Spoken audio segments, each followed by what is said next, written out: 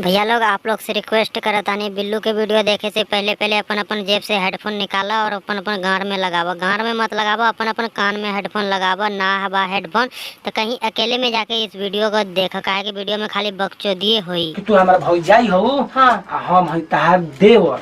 साले तू देवर हो तो देवर के जैसे रहबू तो ओकर बुढ़िया में लौड़ा जाके ठेलबू। भैया लोग स्वागत है बिल्लू के चैनल में। तो भैया लोग जो वीडियो में आई के बाद वीडियो को पूरा देख लिया, ऐसे मस्त से मस्त बकचोदी होवे वाला बा। चलो शुरू करत तानी अपन बकचोदी हम। यही से तो देवर बन ना, तो देवर नहीं रही, ठीक ना?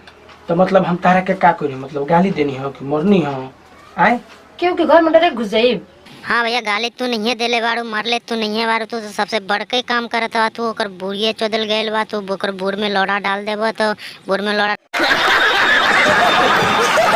ए हाजी सुन ना, मतलब ना तारा से हम एगो बहुत बढ़िया बात कहल चाहत हनी, सुनबू तो एकदम खुश से हो जेबू। भौजी तो हर सुनिए तो खुशे ना हो जाए। कोई भी से भी लड़की का तू कहबो ना तो सभी लड़की है खुश हो जाए बात सुन के। काहे कि तू तो चौदह के सिवा कोई बात तो करबो ना, तू चौदह चौदह वाला बात करो।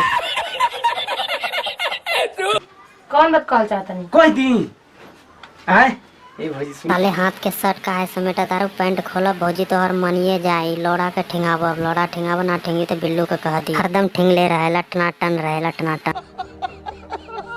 भैया लोग इस वीडियो के 2 पार्ट पहले से बन चुकल बा, तीसरा पार्ट बा। एकरा से जो और भी आगे देखे ले चाहे तानी के है कि भौजी के अभी चौदाई भी होई।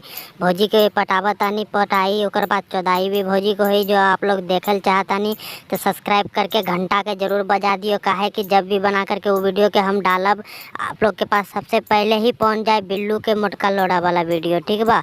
तो सब्सक्राइब करके घंटा जरूर बजा दी।